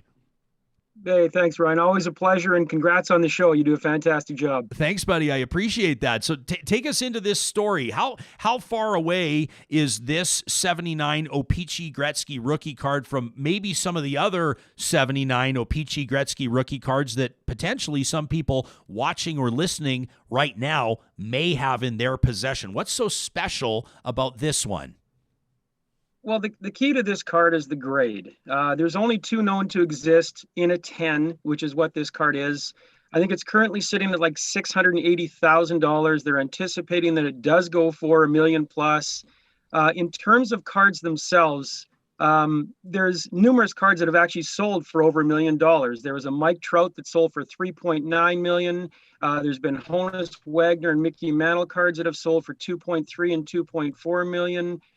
So this is going to be the first hockey card that reaches $1 million, and that's the excitement behind it. But again, the key point to make is this is a high grade card. It is a PSA 10, and there's only two known to exist, and that's why the card's going to get the value that it's getting right now. Okay, but only two known to exist. But was that due in part to how it was manufactured? Was there something about these two that might set them apart, or is it possible that somebody even has an unopened pack of 79 O-Pee-Chee cards that have never been touched, certainly never damaged, they've never seen the light of day, they've never had a speck of dust on them? Could there be more than two out? See, you got people calling already, Wayne. They're looking to see what rookie. They're looking to see what you have here. But is it absolutely, is it possible there's more than two? Yes, there's still cards out there to be graded. There's still cards in packs. Believe it or not, there actually still is packs sealed of the Gretzky year. And those will end up at some point in time probably being opened. So yes, there's always the potential of more to be opened and more to surface. But there have been thousands of Gretzky cards that have been graded. There's only 2 that have known to exist in this shape, and that's what makes this card so unique. It's not every day that you can just reach into your collection and grab your Gretzky rookie and say, hey, I've got a 10 as well. These are very high quality cards. To answer your question, whether it was done differently, whether it was cut differently, printed, no, these were done the same run, the same time. These just happen to be 2 pristine cards that came off the print. So they would have been probably somebody that the minute they had them, the minute they had the card in their possession, I'm assuming they would have already been aware of what the oil on their fingers could do to the card. They probably immediately put it in some sort of a protected case, right? I mean, I'm stating the obvious here, but how do you keep a card at 10? Has this been in a safe deposit box the whole time? Not necessarily. People get lucky. Back in the day, we all know how people handle cards. It was not necessarily a collectible for monetary value. It was just a collectible, period. So a lot of people either played with them, traded them, flicked them against the wall, put them in their bike spokes. There was all kind of things. These could simply be cards that somebody did, in fact, get out of a pack of cards, set aside thinking, hey, this is Wayne Gretzky's first card, and just left it until current day and then sent it in to be graded, and fortunate enough to get this 10. Can you imagine? Let me ask you, I want to circle back on something before we get you to show us some cards in your collection, and I'm assuming they're for sale, but you can tell us. Mike Trout, you mentioned, he's currently, I know he's a big deal, and I know he makes a ton of dough for the LA Angels, but what makes his card worth, what did you say, $3.7 million? Was there just like one of them? How he's a current player. How is it worth so much? Well, the market is blown up, and I could branch into a ton of different areas here, Ryan. We've got time, buddy. We got lots of time. The collectibles market is just blown up and gone kind of crazy. So people are hunting for those treasures, hunting for something that they know they have a potential of making some money off of. I mean, this is still a collectible. People have fun doing it, and I think with COVID and everything we've had to deal with, people have been able to go back. They've had time to experience what collecting is all about and the enjoyment behind collecting. The monetary or the investment value is now resurfacing. To answer your question on the Mike Trout, it was a 1-of-1. So it was the original or the only card out there. It was graded and it went up into auction and was bought for $3.9 million. Now, to show how the market has gone, I believe, and I might get the numbers wrong, but you get the gist of the conversation here. The card was originally purchased for $400,000, and the guy that bought it, everybody thought he was nuts. They said $400,000 for Mike Trout. This guy's brand new. His rookie card's 2013. You're crazy. He got it graded and then sold it for $3.9 million in an auction. Unbelievable. We've got some comments here on our YouTube thread right now. Peter says, I love seeing Wayne on the show. He's a darn fine card shop owner. He's my go-to for anything hockey card related. A super nice group of people here. How about this from Deanne, who says, my ex has the complete NHL 1979 set of all players, O-Pee-Chee, all teams, along with 2 Gretzky cards. Wayne, if we assume, that card could be worth $5 or the card could be worth $1 million, depending on where it's at. But is the card out of that 79, Deanne's talking about her ex has the whole set. Is the Gretzky, it's obviously the highlight of that, but what would the whole set be worth? I mean, it's tough for you to say depending on the condition, etc., everything else. Let's say if this $1 million Gretzky rookie card was in that same mint condition, graded 10 complete set, what would the complete set be worth? Well, great question.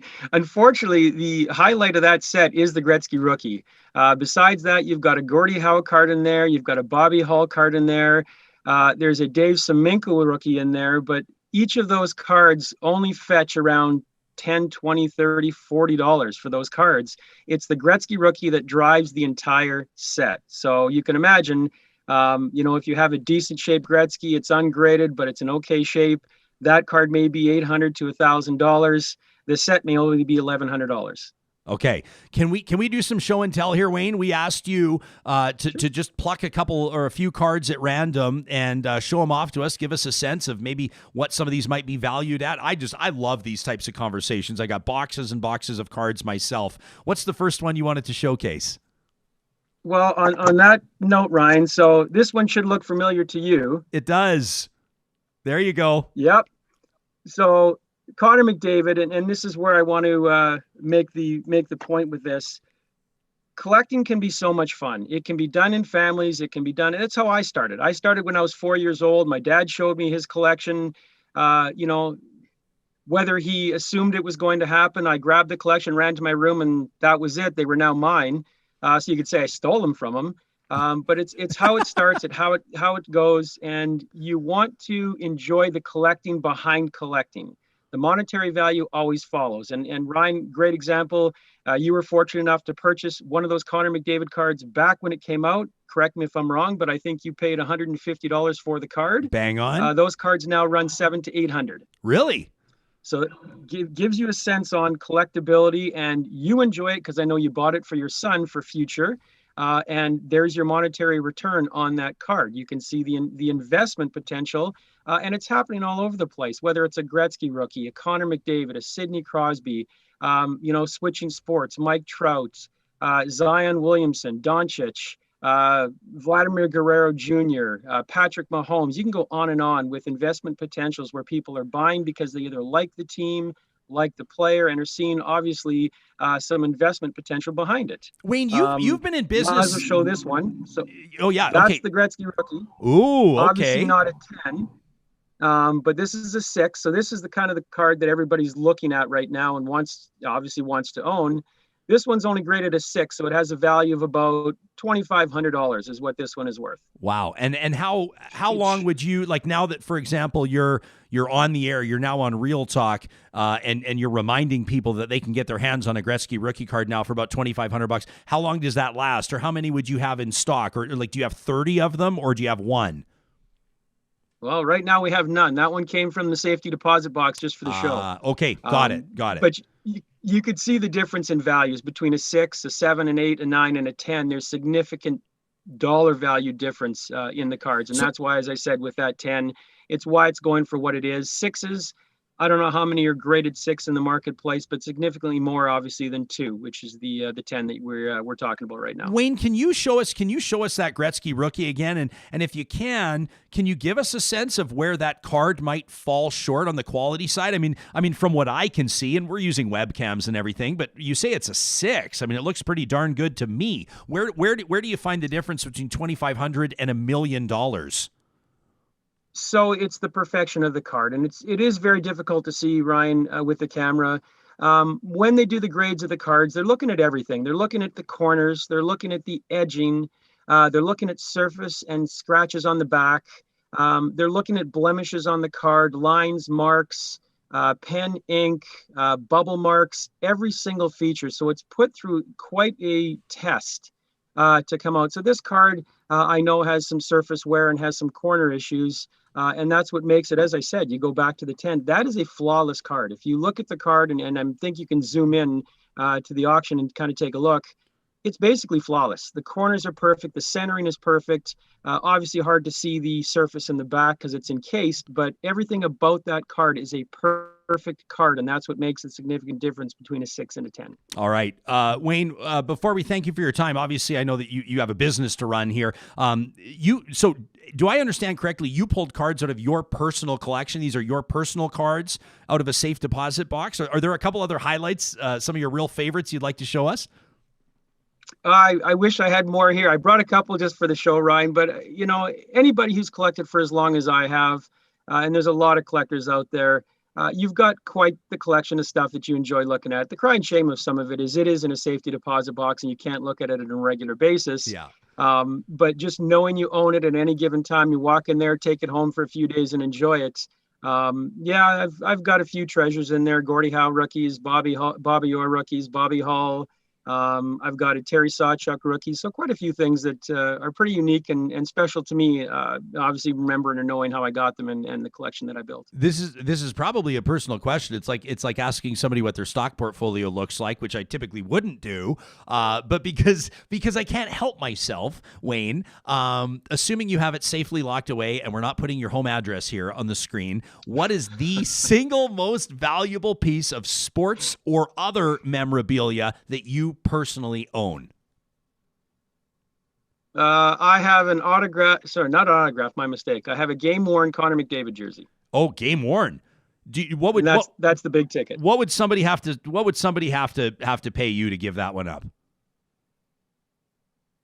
Probably around 12 to 15,000. 12 to 15 grand. Is it true that when an athlete, unless it's verified, obviously with that like little hologram sticker, if an athlete were to sign, in other words, if I were to, let me say, abuse my position with the Edmonton Oilers as their in-game host to get Connor behind the scenes to sign the card, which I actually don't think he would do. I think he's limited in what he can sign. But if I were to get him to scribble his name on the card I have with a Sharpie marker, and it was my word against anybody else's that it was actually his autograph on that card, did I actually devalue that card? Yes, in a sense you did. So again, it's another whole episode we can get into, Ryan, of branching off into a direction of autographs, authenticity, proof of authenticity. If you take the Gretzky rookie and you actually put pen to the card, the true definition of that card is no bends, no creases, no tears, no ink, no stains. Well, the minute you put ink to it, you have defaced that card. Now, you can send it away and get it authenticated by a company. There's PSA DNA and a couple other companies as well. You can get that autograph authenticated. And if it comes back as, yes, in fact, that is a Gretzky autograph, you have helped the value of your card, but you really have removed a lot of people who just want the card as it is meant to be. It came out of the pack on autograph. They want it on autograph. So you remove yourself from actually selling that card to the potential of people that are out there, if that makes sense. Yeah, it does. Wayne, we've got viewers like Bosno, listeners like Julie right now wondering, they say we've got some things we want to have authenticated, or we want to have them graded, or we want to have them appraised, but they're nervous to send them away. You don't personally offer that service, do you? You send your own stuff away, right? You know, and it's a question we get every day. It is something that an individual can do on their own. We do not offer the service, just for the fear of, obviously, that the item going missing. Heaven forbid we have a Gretzky of that nature in our hand that has a potential of getting a 9 or 10, and the card goes missing in the mail. That's going to be on us for providing the service. So we encourage people. It is a pretty safe process. The two main companies to look at are Beckett and PSA.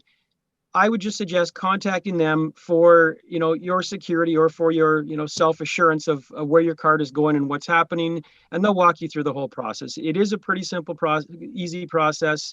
There is a fee for it, obviously, but we just recommend everybody do it on their own. It's the safest and easiest thing to do. Interesting question here from Fatima, who wonders, would players have copies of their own cards? Would that be part of a deal? Do players have to go track down their own cards or their own McFarlane figurines or whatever else? Or are they issued mint? I mean, does Connor McDavid have a mint Connor McDavid rookie? You have to assume so. Well, great question. And that is another question we get on a regular basis. Do players get their cards? I will tell you, in the past, I'm going to assume they did from the companies, because it wasn't like it is today. Current market, no. I don't think they get any of their cards, because a lot of the cards are numbered. They have, a Future Watch rookie, which is from SP Authentic. They're numbered at a 9.99. Those cards all have to enter the pack. So the players do not get their cards. They have to purchase them like anybody else. There are a lot of collectors out there. I know Patrick Waugh is a huge card collector. At one point in time, there was a story on how many cards he actually owned of himself, but he just went out there and kept purchasing. And obviously, knowing how good he is, quite an investment for him. Well, exactly. That's like, if you know you're good, if you know you suck, you're not investing in your cards, right? I was going to start naming players, but that's a horrific idea. Is that basically just making a bet on your future career? I'm going to collect my own cards because they might be worth something. That's exactly right, Wayne. That's exactly. It's betting on yourself.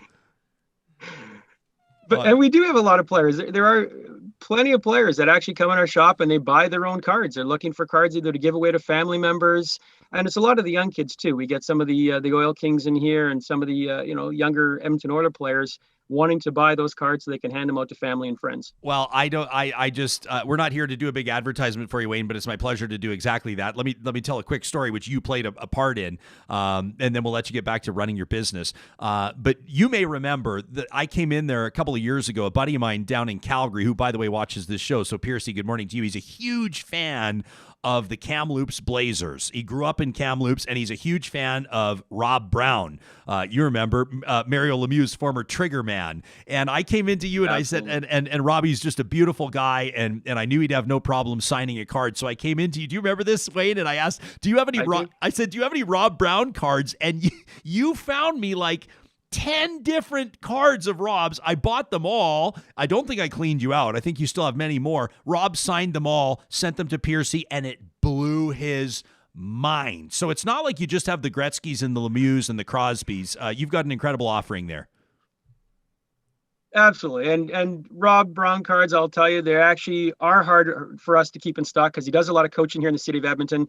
So we do have a lot of the kids, the parents of the kids coming in here and cleaning us out. So there are a few players like that. Jason Strudwick is another one.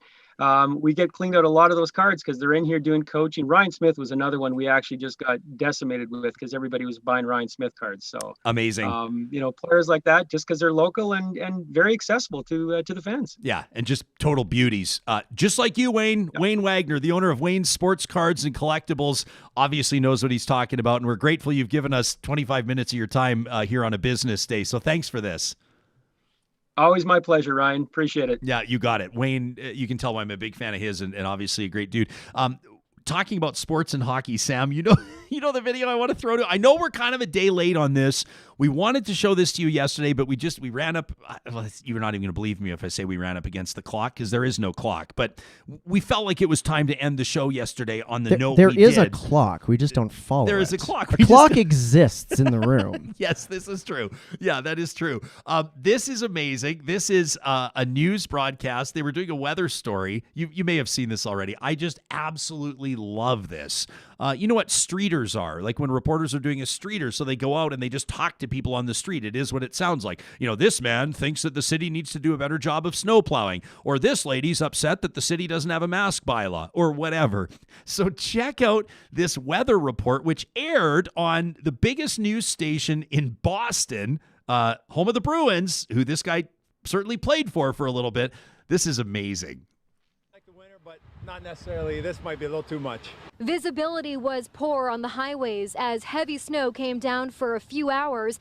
Getting around was a challenge, even for those who are used to this. Pretty tough. We're from Canada, so it's not too crazy. I mean, we got some winter tires and used to this growing up, so it's not great. I'll tell you, you get some tough stretches, but if you don't go too fast, it's doable. So this man from Canada finds it perfectly. Oh, you mean the Hall of Famer, Jerome McGinley, two-time Olympic gold medalist, Art Ross winner, Rocket Richard winner, and former Boston Bruin? Is that who you're he's just Jerome from Calgary. That's all he is. Jerome from St. Albert. Yeah, there we go. Jerome from St. Albert finds the snow not too bad because he has winter tires. Back to you in studio.